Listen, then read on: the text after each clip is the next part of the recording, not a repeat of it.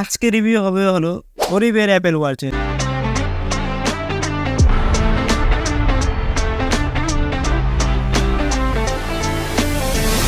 হ্যাঁ ভিউয়ার্স, আজকে রিভিউ হবে হলো অ্যাপেল ওয়াচ আল্ট্রার।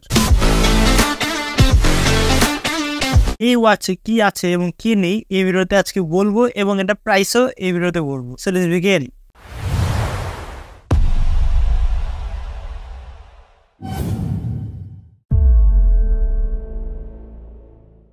তো এই ওয়াচের ডানে থাকছে ক্রাউন পাওয়ার বাটন, বামে থাকছে ব্রাইট অরেঞ্জ কালারের ওয়ার্কআউট বাটন এবং স্পিকার সবই আছে এতে। আর সেই সঙ্গে 1.92 ইঞ্চ আইপিএস ডিসপ্লে তো আছেই। টাকা অনুযায়ী অ্যামোলেড ডিসপ্লে আশা করিনি, বিভ্রান্ত হয়নি। তো এই ডিসপ্লেটা কিন্তু অনেক ব্রাইট, কালার শার্পনেস সুন্দরের দিকেই থাকবে।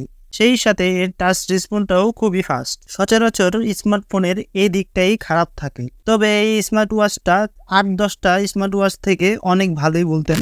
আর হ্যাঁ, অরিজিনালের মতোই লাইটিং থিমগুলোও পেয়ে যাবেন এই স্মার্ট ওয়াচে।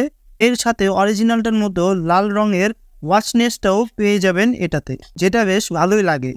ইনডোরে ব্রাইটনেস নিয়ে এত প্যারা খায়নি, তবে আউটডোরে একটু ব্রাইটনেসের ঘাটতি দেখাচ্ছে এই স্মার্ট ওয়াচে। তবে লুকস নিয়ে তো বিশ্বজয় হয় না, কাজেও আসতে হবে। সব ধরনের বেসিক ফিচার আছে এটাতে, হার্ডনেস, ব্ল্যাকস, অক্সিজেন মিটার ইত্যাদি যা থাকা দরকার সবই আছে এতে। ওয়ার্কআউট মোডও এখানে আছে, বিভিন্ন ধরনের অ্যাক্টিভিটি মোডও আছে, যেমন সুইমিং, সাইকেলিং ইত্যাদি। এটাকে আপনার ফোন দিয়েও কন্ট্রোল করতে পারবেন। আর হ্যাঁ, এটাতে কিন্তু ওয়্যারলেস চার্জিং সিস্টেম আছে। তো এই ছিল ক্লোন অ্যাপেল ওয়াচের কিছু খুঁটিনাটি। এই অ্যাপেল ওয়াচটি আপনারা অনলাইনে 3250 টাকা পেয়ে যাবেন। আজকের মতো এখানেই। ভিডিওটি যদি ভালো লাগে তাহলে চ্যানেলটি সাবস্ক্রাইব করে দেবেন, এক লাইক করে দেবেন, আর কমেন্টে জানিয়ে দেবেন।